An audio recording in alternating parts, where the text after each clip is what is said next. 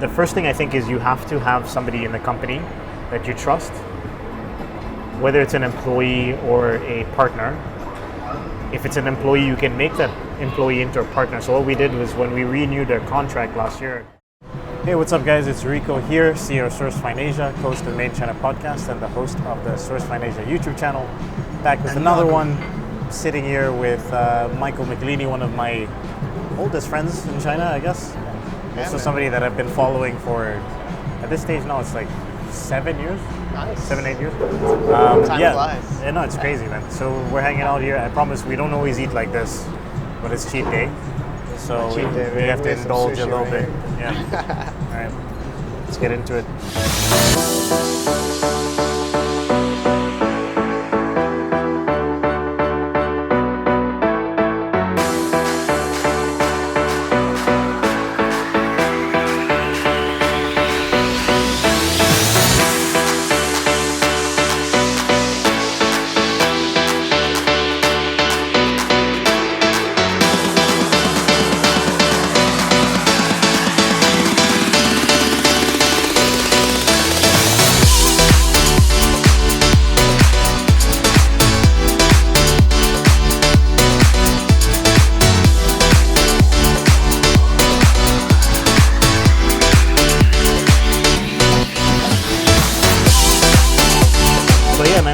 We were having an interesting conversation about you starting your personal brand channel, and then I have some questions about, you know, what it's been like working with Alpha Rock. And Sure. Well, yeah, I mean, what you've been saying before recording is it's been a rough,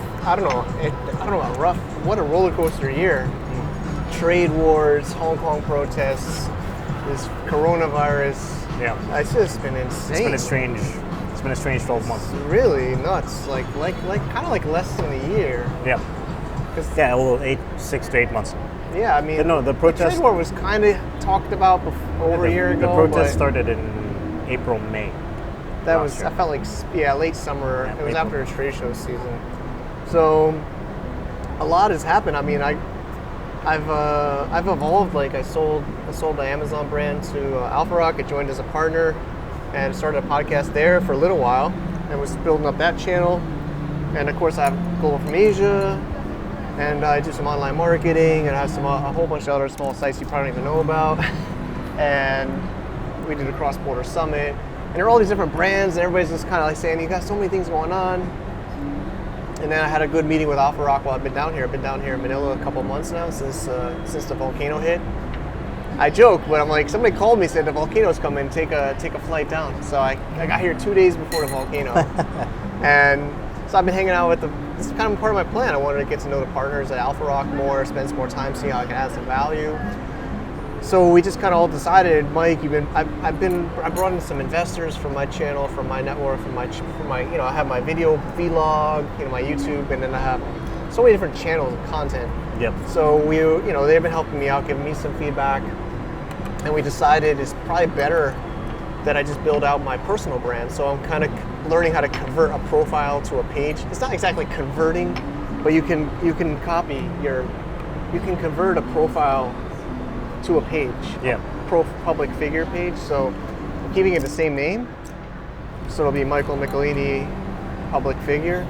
Is there like a requirement for that? Like, do you have to have a certain amount of friends or followers or social media, Not that I've noticed. Because I wonder, it's like, like how you get verified on Twitter or whatever. It's like, what is the process for that? Well, you don't get the V. The V's are different for Facebook too. Okay. But I can't answer. It worked for me. I don't know if it was because I had a certain amount already.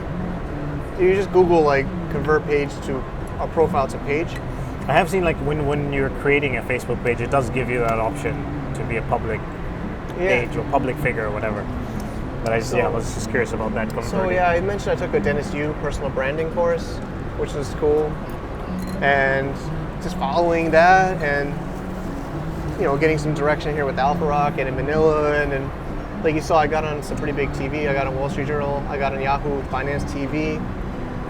And it's been confusing my title. So I was on Yahoo TV as a partner at Alpha Rock, which is cool, which I am. But of course I do so many other things. So I'm just becoming my name. Like even people say I don't even know what like website to link to for me. So I have my full name, which I haven't used in so long, but I have my full name, michaelmichelini.com. Yep. If you want to check it out, maybe we can look at it later. It has like e-commerce, digital marketing, Asia business, productivity, and then each one of those pages talks about like why I do that, my authority, different products and services I have under that. So then the public figure page is going to be sharing videos like we're recording today. It's going to be sharing like updates of Alpha Rock Investments, Yahoo TV media stuff, testimonials. So the public figure page would be like a home page to... It's going to be like a hub.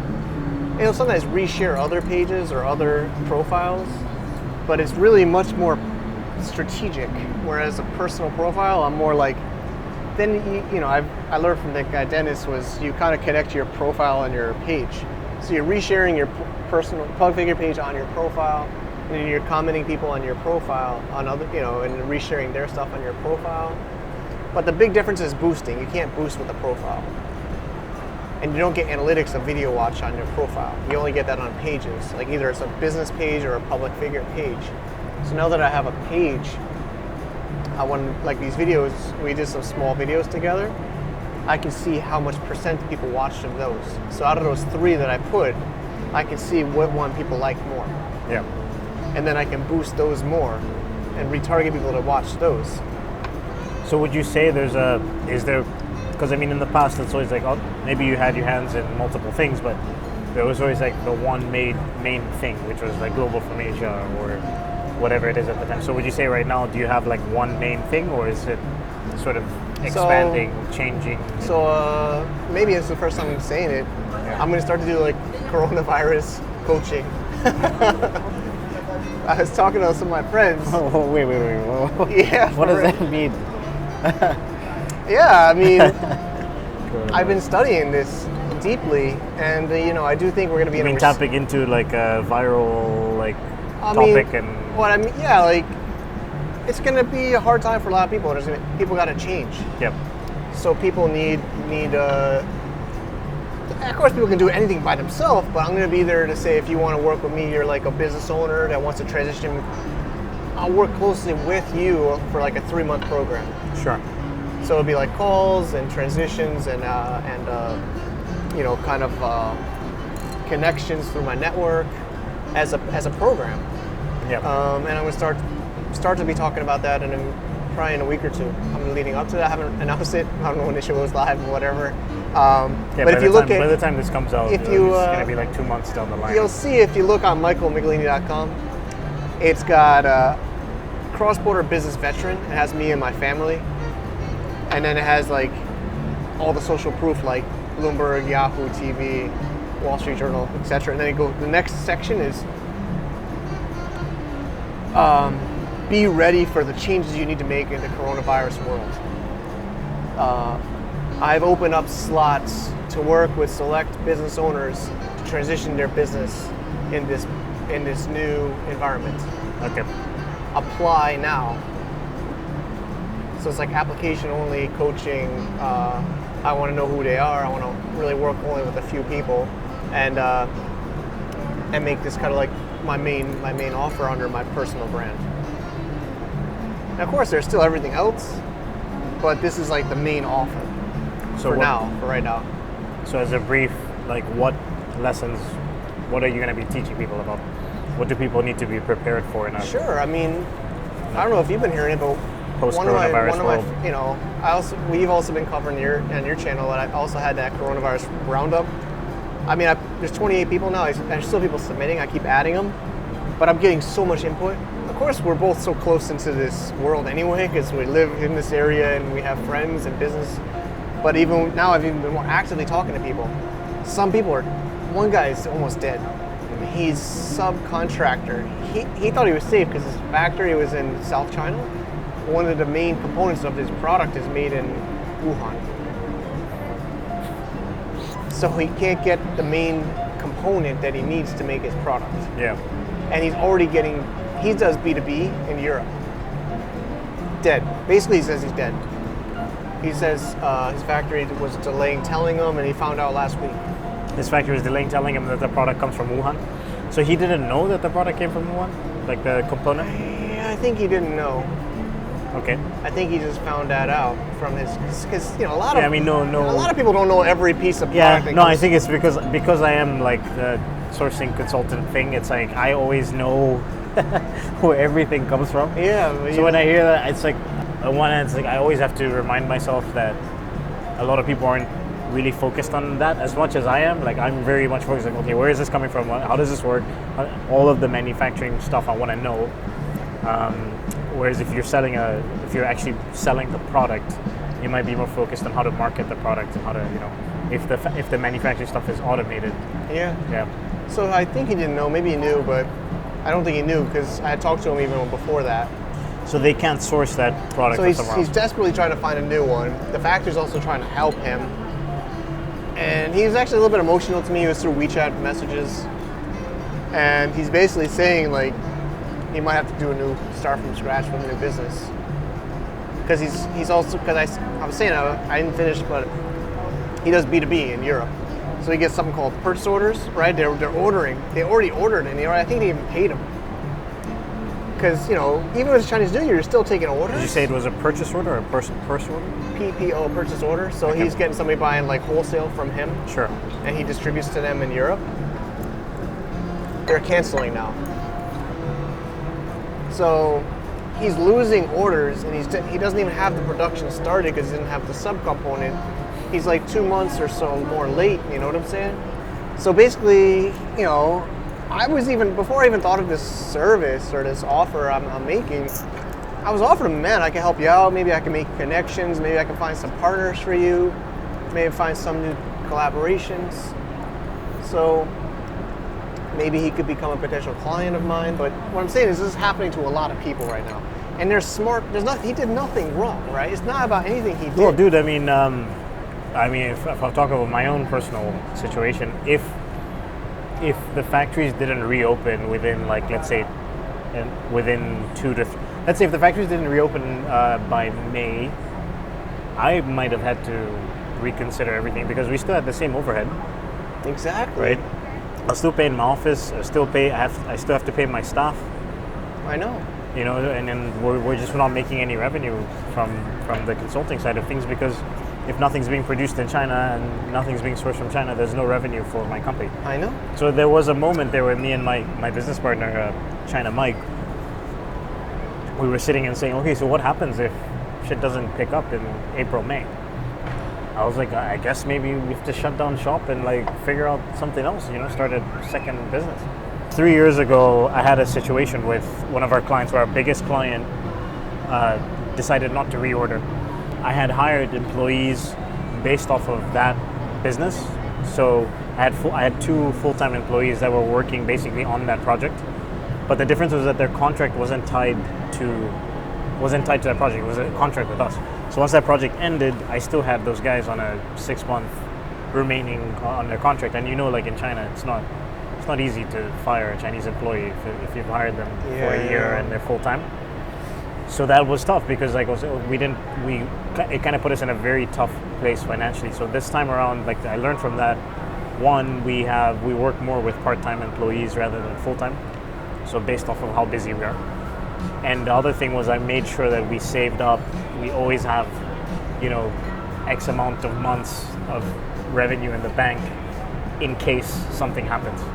And we were prepared for this situation, even though this is not something that I would anticipate. It was just always like, okay, I just always want to make sure that for whatever reason, if we don't make money for 4 months, we're okay. You know what I mean? So yeah, I was lucky in that sense. Because yeah, if we were in the same position that we were in 3 years ago, then I don't know what would have happened with this coronavirus thing. It's true, man. Yeah. So I would have had to tell my staff, like, hey, I can't pay salaries till we start making money again. I have a guy that went on the show way back, Marcus, Mayor. He went to jail because he didn't pay his staff. Because he Jeez. couldn't pay his staff, but they Jeez. put him in jail. Yeah. Australian guy in Shenzhen, a restaurant closed and he didn't have funds, so they arrested him. Yeah, and that's a real thing in China. It's like if you owe money and stuff like that, you go to jail if you can't pay that back. Yeah, it's tough. So, I mean, that being said, so you're doing the personal brand coronavirus teaching. how is this? I mean, you've talked about it in your channel and stuff. Like, obviously, when you were interviewed as well by the Wall Street Journal, you talked about your family situation. But you want to talk a little bit more about your family situation? It's just. I knew I was going to be away from him for a few months. Honestly, it was basically a half-year plan, but I wasn't. So I left in January. My wife went back to her hometown because her mom has cancer, and I went with her for Christmas and New Year's, Western New Year's, but I left before Chinese New Year. Of course, I could have stuck around, but she's cool. She knows I'm not Chinese, and I'm not really into sunflower seeds and TV, you know. So I came down here, spent some time like with Alpha Rock. I could go anywhere, but I was planning to bounce back and forth from China to the Philippines, not so far. And then the volcano, which is not a big deal. The volcano was there, but that wasn't a big deal. But then this virus. Yep. And now, can you go back? Can you go back? Do you go back to get quarantined? How long do you get quarantined? How much does it cost to get quarantined? How long is my visa? I'm on a 10-year business visa with a U.S. passport, so I have a 30-day stay.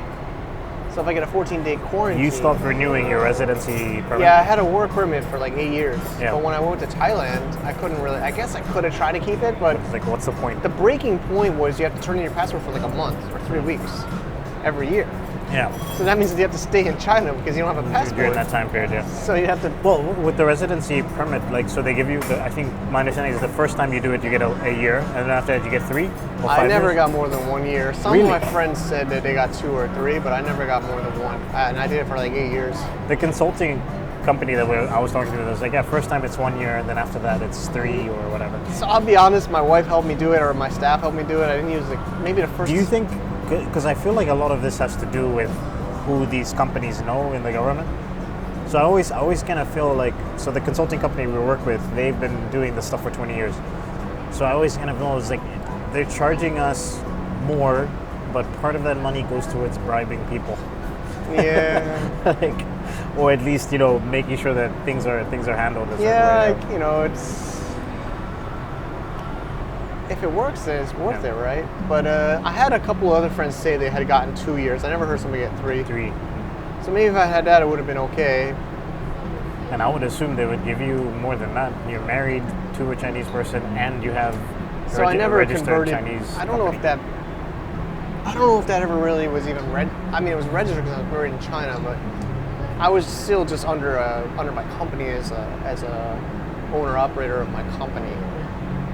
I could have tried to switch to a marriage spouse visa, but then you can't really technically work in China. But when, you know, honestly, we didn't think we'd be going back to China that much. It was just her parents got sick. Yeah. And she's like, that was like November. I was in Taiwan for, I was doing mentoring for Mox Accelerator. I don't know if you heard, it's like a mobile accelerator. It's a sister company at China Accelerator. Okay. So I was mentoring right there for a few days, and then I get back. She picks me up at the airport. She's like, you're gonna probably be happy. You're gonna probably be sad. How is this situation with you not being able to travel back and forth to China affecting your family life? It's so much to it. Like, literally today, my wife is taking her mom to get cancer treatment in the hospital, and she's hoping that nobody gets the coronavirus in the hospital. Yeah. But the kids are at home. But of course, her or her mom, especially her mom, because her mom's old and has cancer. Yeah, so she's prime That's target like for something the like that. exact kind of profile that would get it. So she wasn't going while it was on lockdown, but now she started to go like last week and this week. So even my wife's like, what if she gets it? And then what the hell are you supposed to say to that? Like, yeah, I hope not, right? It's been this just back and forth. Like, I literally sending her screenshots on WeChat of flights that I was about to book to go back. Yeah. And then that was in like February. She's like, don't come back. You're gonna get stuck. You know, it's better you're outside. You can, you know, like you move freely. You can at least operate or do stuff. It's better for your business. Better for business. Yeah. So I was thinking I was gonna go back in March. But then we're talking, and I switched my 10-year visa. I switched to a business visa for my work permit. So I only have a 30-day stay. But I guess you're saying people can get extensions now because of the coronavirus. But then could I even leave if I went? So I'm still deciding if I go back or not, or if I wait. So literally today, this morning on WeChat, she's like, maybe just wait until the summer. Yeah. Because I guess I just stay away from my wife and kids until the summer. Because then another friend of mine says, what if I get the coronavirus and it spreads to my family or my kids? So I guess I just got an extension here. So I was already here 60 days. I was able to do that with the APEC card. But I just did an extension for another 60 days, and I'm getting one of those iCards. Yeah, you have to get the ACR. Yeah, I got the first time to do that. And then I mentioned I'm going to go see some of my team, my online team in person at a retreat we're doing in Bohol, which is going to be awesome. Some good video opportunities there. But I was thinking about going back later into March. You know, my birthday's April. We have the same birthday almost. You're April 3rd, right? Yeah, April 3rd. April 3rd. I'm April 3rd. My roommate, who's arriving next week, his birthday's April 1st. Wow. Yeah. So maybe I'll be here still. At this point, I don't really, honestly, I don't really know.